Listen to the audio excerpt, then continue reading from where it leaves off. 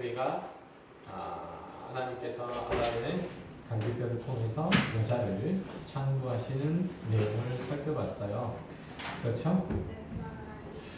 그런데 이 하나님께서 아담을 갈비뼈를 빼서 여자를 창조하시는 이 과정들을 보면, 이 말씀들을 보면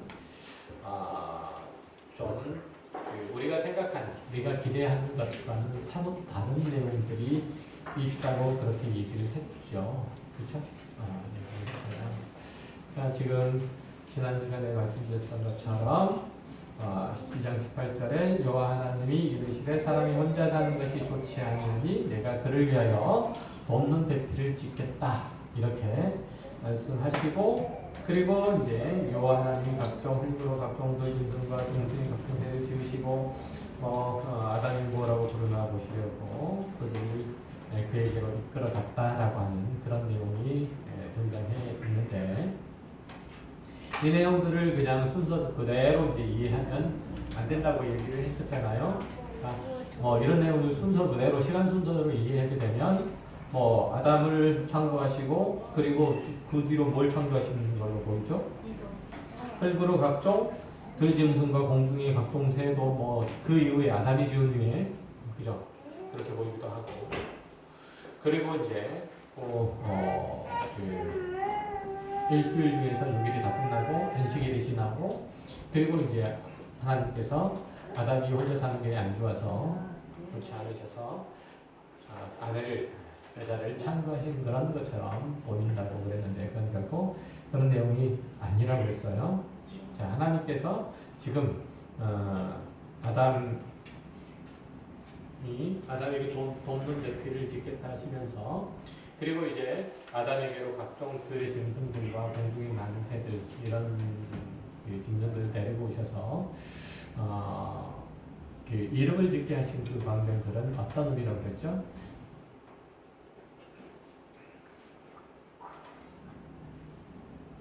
자, 이름을 짓게 하는 건 어떤 의미라고 그랬어요? 이름을 짓게 한다. 그러니까 이름을 짓는 사람, 이름을 지음을 받는 존재, 이거는 어떤 의미가 있어요? 이름을 지은 사람이나 이름을 지은 이는 이름을 지음 받는 사람의 뭐가 되죠? 소유자. 그죠? 소유자이고 통치자라는, 그죠? 통치자라는 의미가 되죠. 그래서 하나님께서 아담을 지으시고 그 이름을 아담이라고 그렇게 부르셨잖아요. 그러니까 아담의 소유는 누구죠? 하나님이세요. 아담의 통치를 누가 하세요? 하나님께서 하세요. 그렇죠? 그리고 들의 짐승들과 그리고 각종 새들, 이런 것들을 다 데리고 오셔서 아담에게 데리고 오셔서 그로 하여금 이름을 짓게 한다는 것은 뭘 의미하죠? 하나님께서 이 들의 짐승들과 공중에 나는 새들, 이런 것들 다 아담에게 주셨다는 얘기가 되죠. 맡기셨다는 얘기가 돼요. 그래서 이 들의 짐승과 공중의 새들, 이런 것들은 다 아담의 소유인 것이죠. 그렇죠? 소유인 거예요. 그리고 아담이 거기에 걸맞는 들의 짐승은 짐승대로, 공중에 나는 새들은 새들 나름대로 그 특징, 그 성격, 이런 것들에 걸맞는 그 속성에 걸맞는 이름들을 줬다는 얘기는 그 모든 것들의 속성들을, 특징들을 잘 파악하고 있었다는 그런 의미죠. 그렇죠? 그럼에도 불구하고 그들 가운데, 그 짐승들 가운데 아담의 배필이 없었다는 거죠. 그렇죠? 아담의 배필이 없었어요. 그래서 이 짐승들을 뭘 상징적으로 표현한다고 그랬었죠? 이 짐승들은 뭘 상징한다고 그랬잖아요? 세상을 상징한다고 그랬죠. 세상. 그죠? 짐승은 세상을 상징적으로 표현한다라고 그렇게 얘기해서 그 부분에 대해서는 나중에 다시 설명해요. 그렇죠? 그래서 요한계시록에 보면 세상에 나와가지고 노래를 일으키고 난리를 획책하는 이가 뭐죠? 다 사단과 짐승이라는 존재였잖아요. 그러니까 세상에 속해 있는 것들이 바로 그리스도인들이 하나님의 백성으로서 그 나라를 이루어가는 것을 방해한다, 라고 그렇게 얘기를 하는 거잖아요. 어쨌든 이 짐승은 세상을 상징적으로 표현하는 것이고, 그래서 이 짐승들 가운데는 아담이 필이 되는 아담을 도울 만한 존재가 없었다는 거죠. 그래서 하나님께서 따로 흙으로, 그죠? 따로 흙으로 아담의 배필을 지으셔가지고 그에게 데리고 오셨죠. 그죠?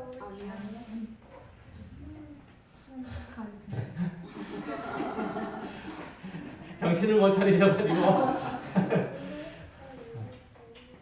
그 선생님들이 가끔 그런 식으로 질문 많이 하죠. 이런 식으로. 그래가지고 형이 혼을 쭉 빼서 그게 아니고 아담이 잠자는 틈을 아담을 잠재우시고 그 중간에서 갈비뼈를 빼오셨다는 거죠. 그래서 이 신부, 아담의 아내, 이 신부는 뭘 상징한다고 했죠? 신부는 교회를 상징한다고 했잖아요. 그렇죠? 신부는 교회를 상징하고 아담은 누구를 상징한다고 했어요? 그리스도를 상징한다고 했잖아요. 그렇죠?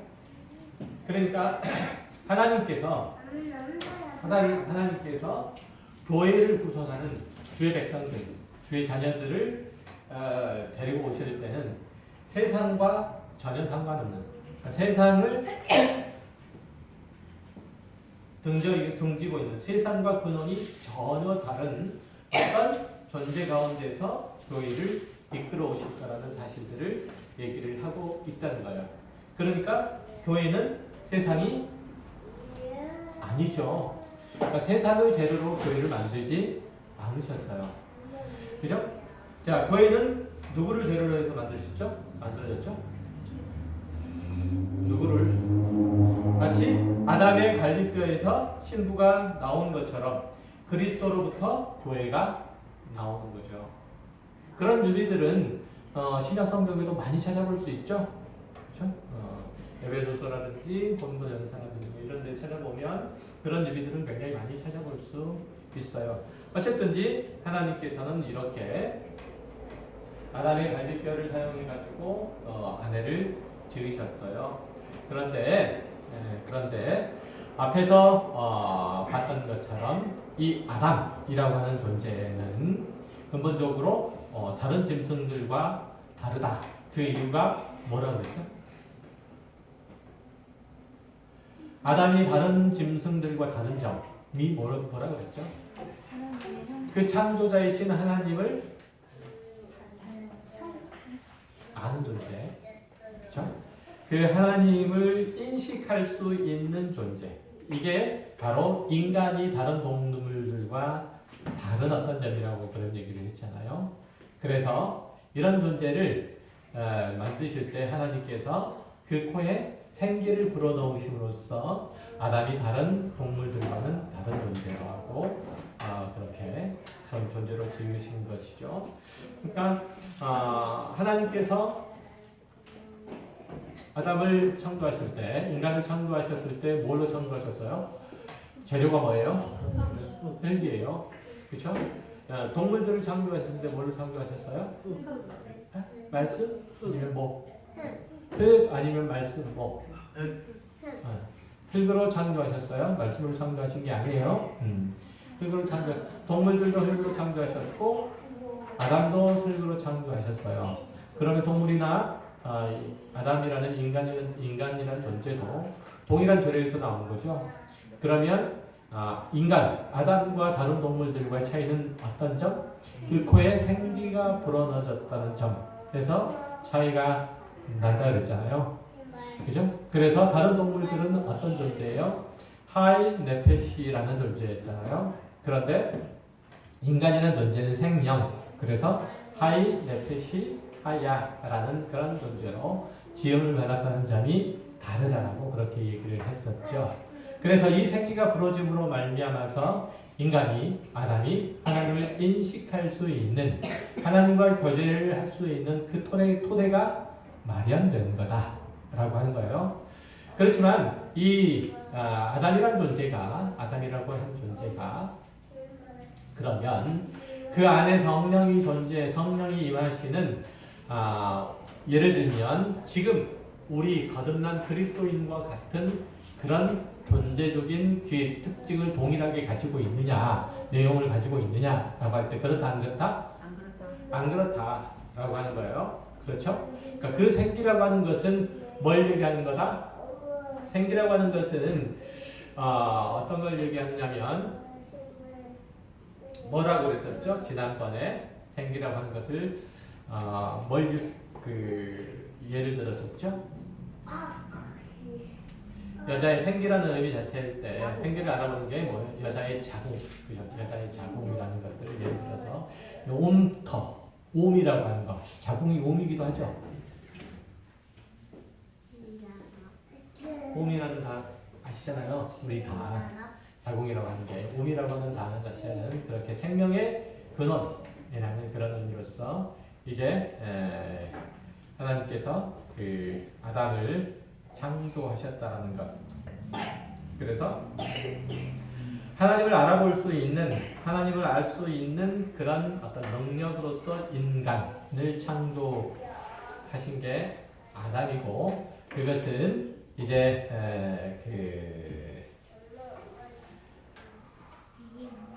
우리가 잘 아는 것처럼 에스겔서에서 얘기하는 37장에서 나오는 그런 이제 그 생기라고 하는 것. 이거하고는 좀 다르다 안 다르다?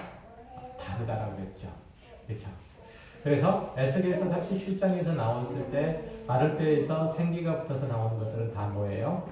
루아흐라는 단어였잖아요. 생기. 그죠? 루아흐라는 단어예요. 그죠? 그래서 이 루아흐는 우리가 잘 아는 것처럼 하나님의 신이라는 단어 있죠. 그거랑 동일한 의미를 가지고 동일한 단어라고 그랬잖아요. 루아흐는. 그래서 이것을 가리켜서 이제 70인역이 뭐라 그랬어요? 70인역 기억나세요? 네, 그런 정도는 이제 좀 알아두세요. 뭐, 그 신약성만 안다고 생각하지 마시고, 구약 성경의 헬라어 번역을 70인역이라고 해요. 그러니까 70명의 이제 구약학자들, 유대인 구약학자들이, 그때 당시에 유대인들이, 히브리어를 잘 알았어, 몰랐어요? 잘 몰랐어요. 그래서 이걸 헬라어로 바꾼 거예요. 히브리어를 헬라어로 바꾼 거예요. 그래서 구약 성경을 헬라어, 그러니까 유대인들이 당시에 로마에 산 사람들이나 로마인 그리스도인도 있었죠. 그리고 유대인 그리스도인도 있었는데 공이 히브리어를 잘 모르는 유대인이나 로마 사람들에게 성경을 읽게 할 목적으로 구약 성경 히브리어를 헬라어로 번역했는데 이게 70인역이라고 해요. 그럼 간단하게 얘기하면 70인역이 뭐라고요? 구약 성경의 헬라어 번역본. 그죠? 이거는 한글로 번역한 거잖아요. 그쵸? 한글로 번역한 거죠. 구약 성경에는 히브리어를 한글로 번역한 건데 헬라어로 번역한 게 이게 70인역이라고요. 이해하셨어요? 네. 예, 70인역이에요. 그러면 이 구약 성경은 70인역에서 뭘로 써져 있겠어요?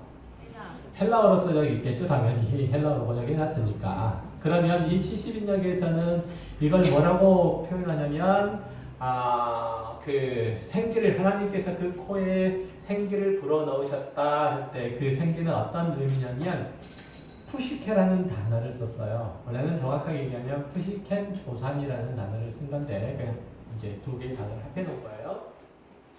두 개의 단어를 합해 놓은 건데 어쨌든 푸시케라는 단어를 썼어요. 그리고 아까 얘기했던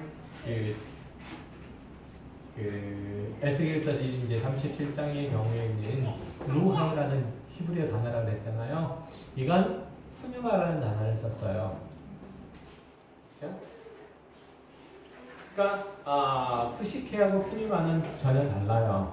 푸뉴마는 거듭난 그리스도인들의 영혼을 가리켜서 보통 얘기할 때 푸뉴마, 그러니까 그 안에 하나님의 생명이 들어가 있는, 그러니까 그러니까 성령께서 그 안에 역사하시는 그런 인간이라는 존재를 표현할 때는 푸니마라는 단어를 써서 표현하고, 푸시케라는 단어는 그냥 영적인 존재로서의 인간의 모습, 그러니까 정신을 가지고 있고 영적인 어떤 감각이 있는 그러니까 일반적인 사람의 어떤 모습들, 거듭나지 않은 그런 걸 쓸 때는 이제 푸시케라는 단어를 흔히 써서 표현을 해요. 한번 찾아볼까요? 고린도전서 15장.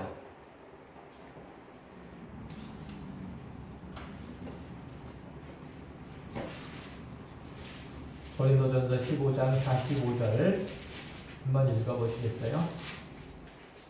기록된 바 첫사람 아담은 생명이 되었다 함과 같이 마지막 아담은 살려주는 영이 되었나니.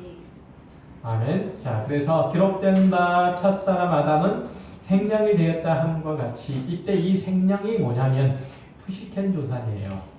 생명 이럴 때 이게 푸시켄 조산이고, 마지막 아담은 살려주는 영 이럴 때 이때 영은 푸뉴마예요.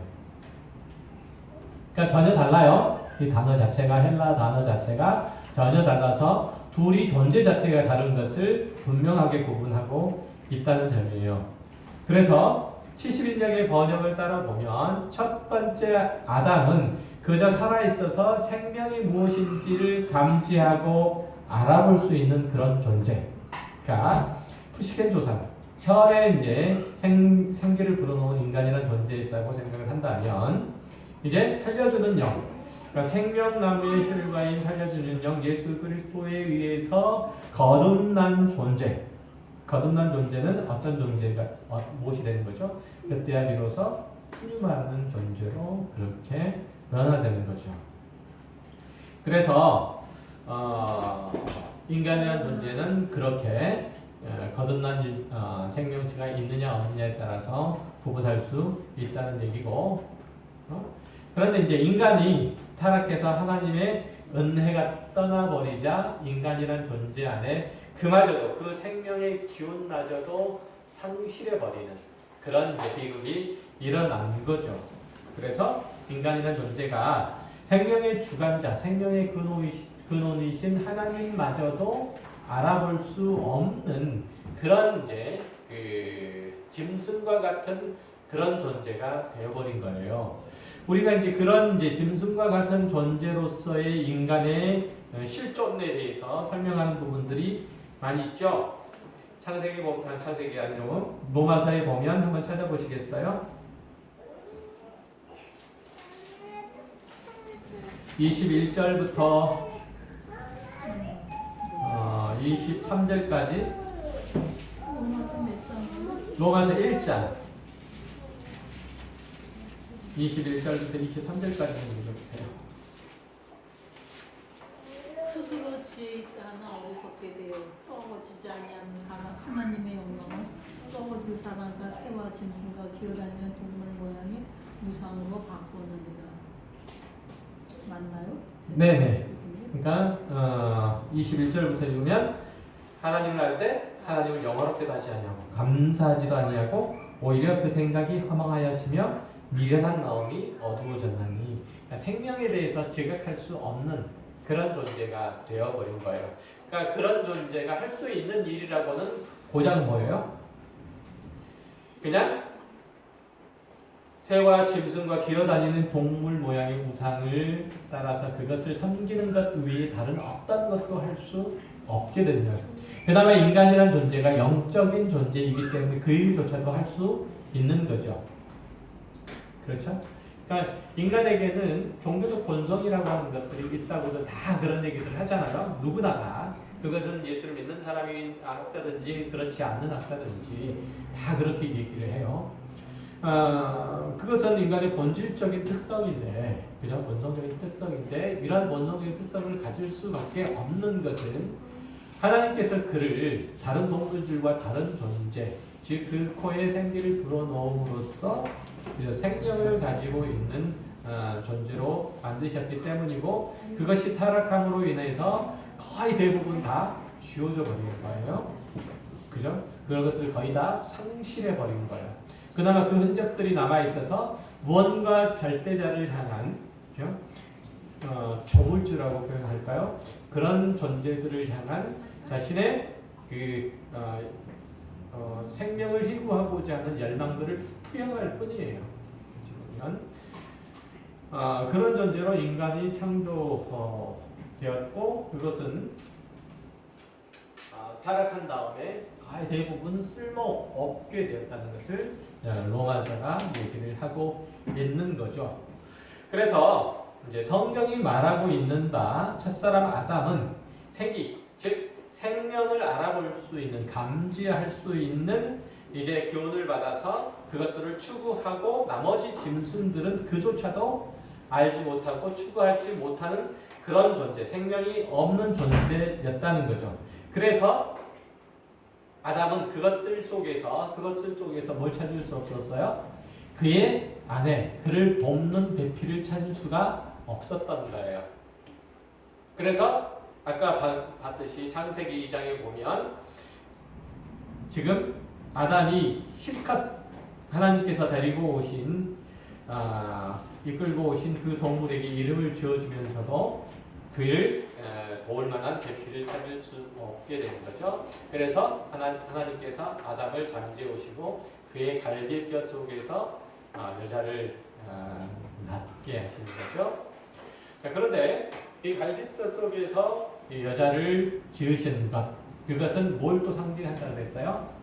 예수 그리스도의 갈비뼈를 통해서, 그죠? 예수 그리스도의 옆구리에 그 뚫린 창자국을 통해서 교회가 나올 거라는 것을 상징적으로 보여주는 예표적인 사건이라고 그렇게 얘기를 했잖아요.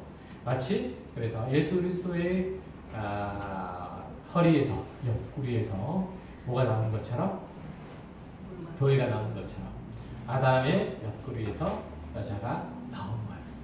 지금은 거꾸로가 아니에요. 예수 그리스도의 옆구리에서 누가 나온 것처럼 교회가 나오는 것처럼 아담의 옆구리에서 아내가 나오는 거예요. 그런 이제 상징적으로 보여주는 거죠. 자, 그래서 창세기 2장 23절 24절 한번 읽어보시겠어요?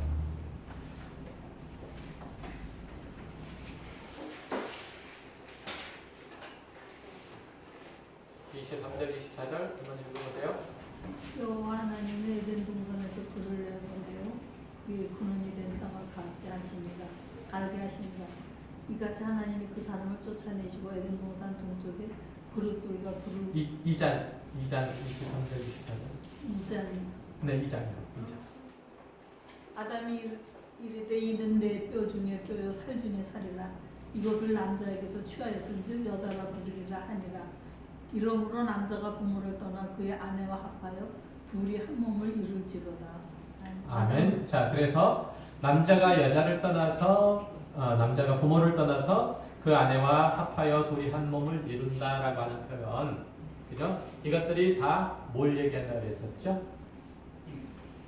예수 그리스도께서 그죠? 하늘에 계신 아버지 품속을 떠나서 그죠? 아버지에게서 나와서 이 땅에 오시고 그죠? 이 땅에 교회와 한 몸을 이루어 가시는 그죠? 그 장면들을 미리 보여주는 예라고 그랬었죠. 기억하시죠? 네. 자, 그래서 교회는 그래서 예수 그리스도께서 이 땅을 살아가시는 그 삶의 원리 그리고 십자가의 삶 이런 것들을 당연히 추구해야 되겠죠. 예수 그리스도께서 자신을 비우고 종의 형체를 지니신 것과 같이 그렇게 교회도 그렇게 살아가는 것이 마치 남자가 부모를 떠나서 그의 아내와 한 몸을 이루어가는 것과 같은 삶을 살아가는 거예요. 만약에 그 교회가 그런 삶을 살지 못하면 교회는 남자와 그 남편과 어떤 사이가 되는 거죠? 이혼한 사이가 되는 거예요. 그래서 어쨌든 하나님께서 그런 유기들을 통해서 교회와 예수 그리스도가 그 본질적인 구성이 똑같다. 본질적인 그 구성 성분이 똑같다. 이렇게 지금 말씀하고 있는 것이죠. 물론 이제 그 성숙한 정도는 다르겠죠. 그죠? 다르겠지만 그 본질에 있어서는 똑같다. 자, 그러면 우리가 정말 하늘에 있는 그 생명들을 알아보고 지각할 수 있는 존재들이라면 우리에게서 예수 그리스도의 성품이 흘러나와야 되고 적어도 우리의 삶 가운데 예수 그리스도를 닮아가려는 그 분투하는 그 노력들이 우리의 삶에 있지 못하게 되면 그렇게 되면 우리는 뭐가 되겠죠? 우리는 뭐가 똑같은 거예요? 짐승과 똑같은 거예요. 그렇죠? 한번 볼까요? 진짜로 그런지 이사야서 1장 3절 이사야서 1장 3절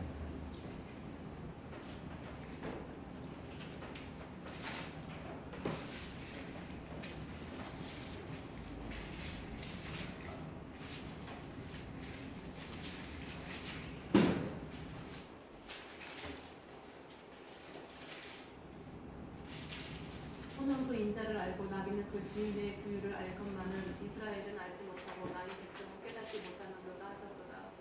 아멘. 자, 소는 그 인자를 알고 나귀는 그의 주인의 부유를 알지만 이스라엘은 알지 못하고 나의 백성을 깨닫지 못한다. 이게 무슨 얘기예요? 내 백성 이스라엘은 소보다 나귀보다 못하다 이런 얘기잖아요. 짐승과 방불한 그 삶을 살아가고 있다라고 하는 거예요. 인간이라는 존재가 하나님을 깨닫지 못하고 하나님을 알지 못하고 하나님을 그의 삶 가운데 주인으로 섬기지 못한다면 그의 삶은 곧 뭐가 되는 거죠? 짐승과 같은 거예요. 마치 아담이 하나님의 그 명령을 불순종하여 짐승과 같은 존재로 그렇게 떨어져 버린 것처럼 우리도 역시 마찬가지라고 하는 것이죠. 그렇죠? 그러니까 하나님을 떠난 타락한 인간은 그저 이제 하나님께서 주신 하늘 생명을 놓쳐버리고 그저 빈 짐승과 같은 그러한 삶을 살아갈 수밖에 없는 것이고 그러면 결국은 그들은 뭘 추구할 수밖에 없냐면 땅에 있는 것들을 추구할 수밖에 없는 거죠. 왜냐하면 그들은 하늘을 인식할 수 없기 때문에 하늘을 바라볼 수 없기 때문에 그럴 수밖에 없는 거예요. 그래서 타락한 뱀이 뭘 먹고 사는 거야? 타락한 뱀이 뭘 먹고 살아요? 뭘 먹고 살아요? 풀 먹고 살잖아요. 하나님께서 그렇게 말씀하셨죠. 그죠? 너는 정신토록 뭐 한다고요? 흙을 먹게 된다는 거예요. 그러니까 타락한 뱀이 그런 모습으로 이 땅에 있는 것들밖에 추구할 수 없는 것처럼 인간이라는 존재도 역시 마찬가지로 하나님의 품을 떠나게 되면 이 땅에 있는 것들밖에 그것으로밖에는 소망을 삼을 수가 없는 거예요. 그거는 어찌 보면 숙명이에요, 숙명. 자, 그러면 그래서 이런 것들은 인간이라는 존재가 그렇게 살아가는 것은 하나님께서 명령하신 선악과를 따먹음으로 말미암아 까먹지 말라는 선악과를 따먹지 그 선악과를 따먹음으로 말미암아 그들의 운명, 그들의 신분이 급전직한 결과물들이잖아요. 그래서 인간이라는 존재가 아무리 선하고 아무리 착하고 아무리 뭐 좋은 일들을 한다 할지라도 그의 모든 행실에 대해서는 하나님은 인정하지 않으시는 거죠. 그러니까 그건 전혀 부질이 없는 거예요. 한번 찾아보실래요? 누가복음 17장. 누가복음 17장 26절 30절. 누가복음 17장 26절로 30절. 노아의 때에 된 것과 같이 인자의 때에 들어가리라.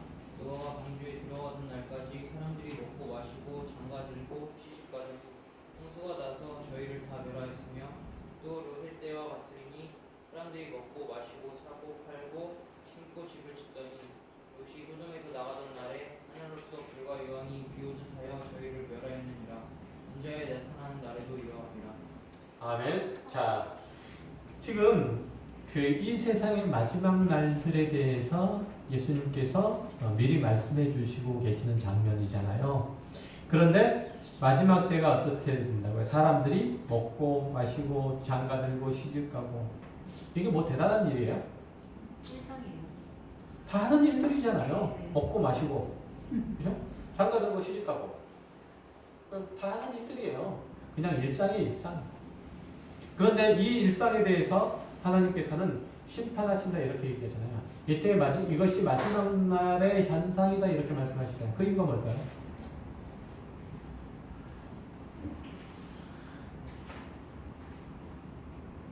그 이유가 뭘까요? 노아의 홍수 때도 역시 마찬가지잖아요. 사람들이 먹고 마시고 시집가고 장가가고 뭐 이런 일들 밖에는 하지 않아요.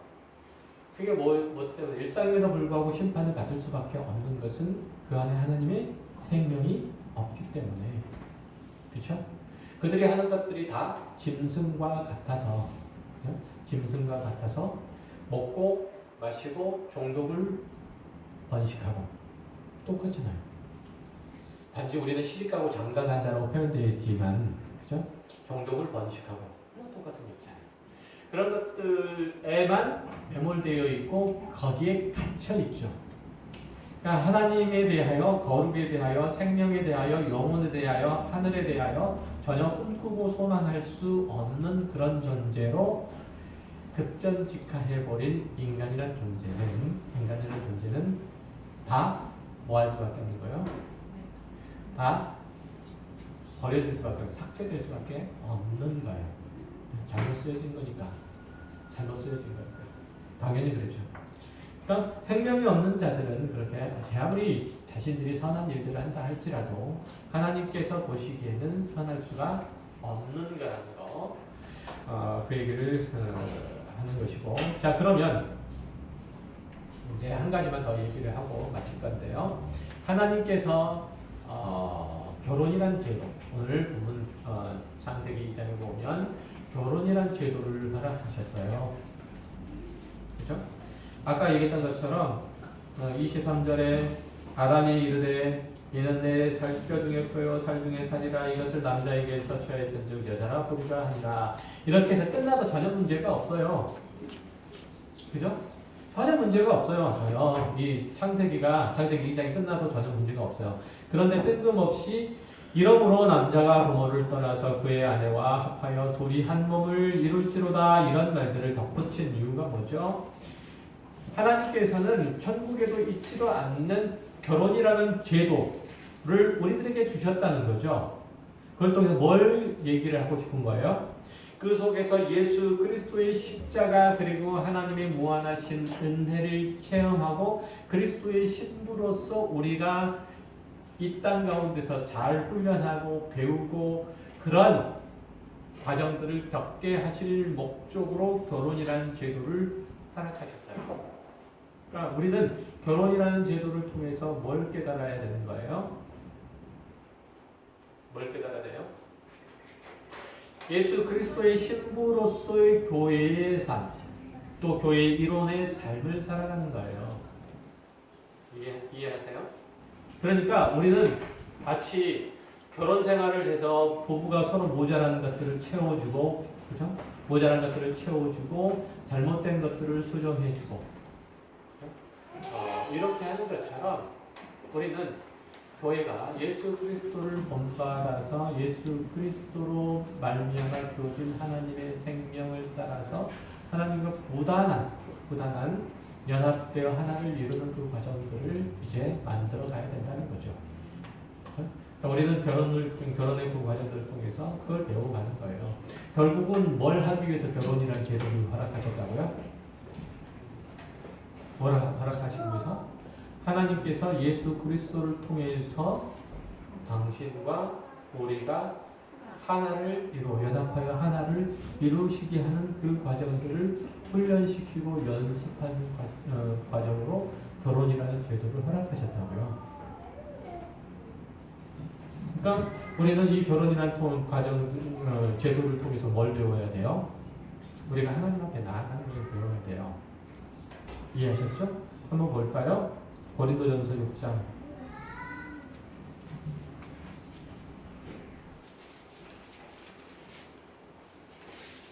6장 20절.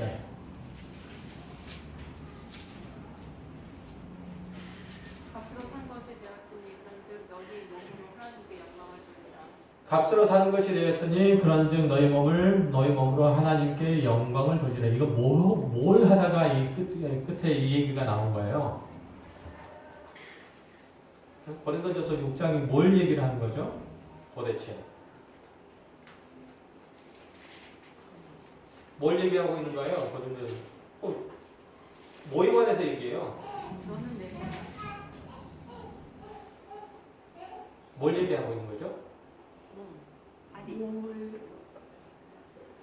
그리스도의 지체인 우리의 몸. 교회 안에서의 성도들의 생활들에 대해서 얘기를 하는 거잖아요. 그렇죠? 그 근본적인 그 원리를 이제 우리들에게 제시하고자 해서 지금 뭘 얘기하는 거죠? 우리가 그리스도의 몸된 지체라고 하는 사실들을 얘기를 하고 있는 거예요. 다시 말하면 우리가 그리스도의 신부라는 얘기죠. 그렇죠? 그렇게 우리가 부름을 받았으니 너희가 동일한 지체로서 서로를 향해서 사랑하고 서로를 섬기고 서로를 기뻐하는 것이 마땅하지 않겠느냐. 그렇지 않는다면 뭘 얘기를 하는 거하고 뭘 하는 것과 똑같다? 너의 몸으로 은행을 하는 것과 똑같다. 이런 얘기를 하고 있는 거예요. 이해되시겠어요? 그러니까 결혼 생활의 궁극적인 목적은 하나님께 영광이고 또 교회 생활의 궁극적인 목적도 하나님께 영광이란 얘기예요. 그래서 우리는 결혼 생활과 마찬가지로 교회 안에서 성도들을 서로 사랑하고 섬기는 일들이 마치 결혼 생활을 통해서 둘이 한 몸을 이루어가는 것처럼 교회 생활을 통해서 성도가 서로 하나가 되어가는 거예요. 그래서 우리는 교회를 뭐라고 얘기하죠?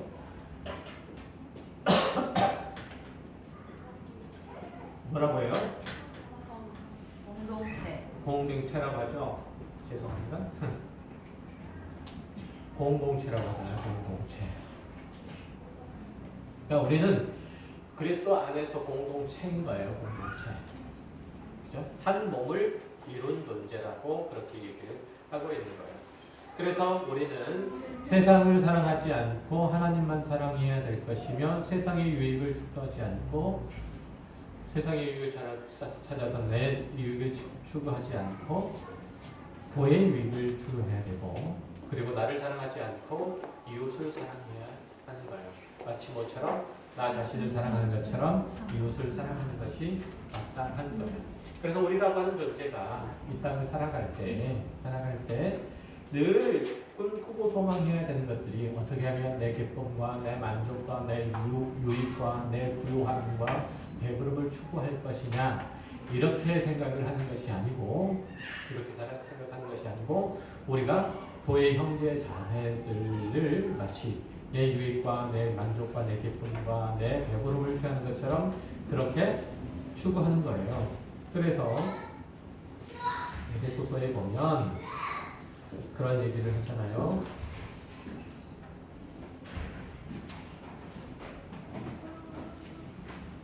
에베소서 한번 찾아보시겠어요? 1장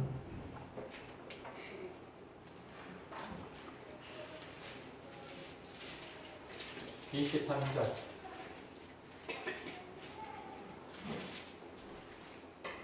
1장 23절 교회는 그의 몸이니 만물 안에서 만물을 충만하게 하시는 분이 충만합니다. 아멘. 자, 여기서 보는 것처럼 우리라고 하는 존재, 교회라고 하는 존재는 뭐예요? 그리스도의 몸이에요. 그리스도의 몸. 만물 안에서 만물을 충만케 하시는 이의 충만합니다. 이런 얘기잖아요. 그러니까 예수 그리스도가 우리의 충만함이 되시는 거예요. 그러니까 우리 교회가 예수 그리스도의 충만함이 되기도 하고 그렇다는 얘기예요. 다시 말하면 예수 그리스도는 하나님의 아들이시잖아요. 하나님이시잖아요. 그러면 예수 그리스도는 모자란 게 있을까요? 없을까요? 있을까요? 없을까요? 모자란 게 있을까요? 없을까요? 없죠. 그렇죠? 부족한 게 있을까요? 없죠. 그런데 예수님께서는 뭘 충만해줘야 된대요. 우리가 예수님의 충만함이래요. 무슨 얘기냐면 아무것도 필요하지 않으신 분이 아무것도 더 해야 될 필요 없으신 분이 오히려 우리가 없으면 우리로 인하지 않고는 충만하지 않으시겠다는 거예요. 완전하지 않으시겠다는 거예요.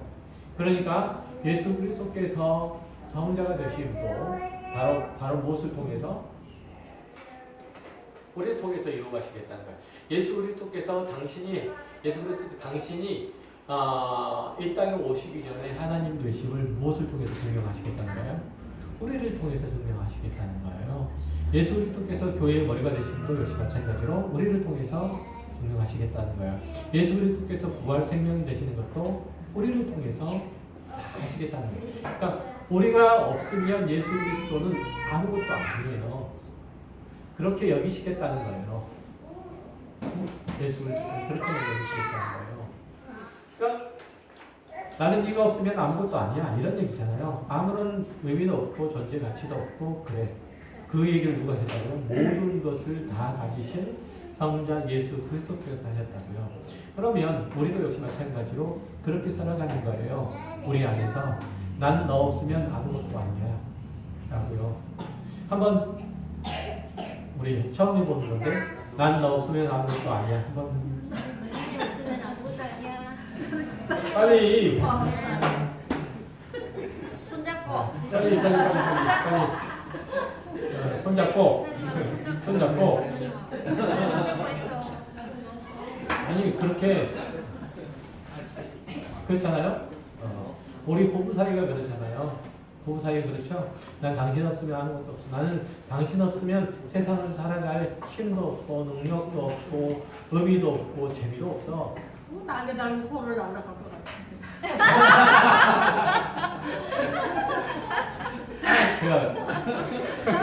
아니 권사님 빈말 하시지 마세요. 아니 진짜로 나게 달고 코를 날아갈 것 같아. 그렇게 권사님의 강적 권사님. 우리는 그렇게 이제 이 땅을 살아가야 하는 거죠. 예수님께서 그렇게 말씀하고 계시고 또 우리더러 예수님께 대하여 그런 관계로 살아가는 얘기고 옆에 있는 형제 자매에 대해서 그렇게 하나를 위협고 가라고 그렇게 말씀하시는 거예요. 그러니까 이런 말씀들을 쭉 거듭 볼 때 우리 교회가 주 안에서 하나가 돼야 되고 서로가 서로의 목적이 돼야 돼요. 서로가 서로의 결과가 돼야 되고 그래서 나의 선함이 나의 아름다움이 나의 귀함이 나의 거듭남이 누구를 통해서 내 형제 자매 교회 안에 형제 자매를 통해서 드러나고 증명되는 내가 하나님의 자녀가 된 것 역시 마찬가지예요. 예수 그리스도께서 나와 함께 하심도 마찬가지예요. 내가 그런 거듭난 하나님의 백성인 것도 마찬가지로 누구를 통해서 형제 자매를 통해서 다 드러내는 거예요. 기도하겠습니다. 하나님 아버지 감사합니다.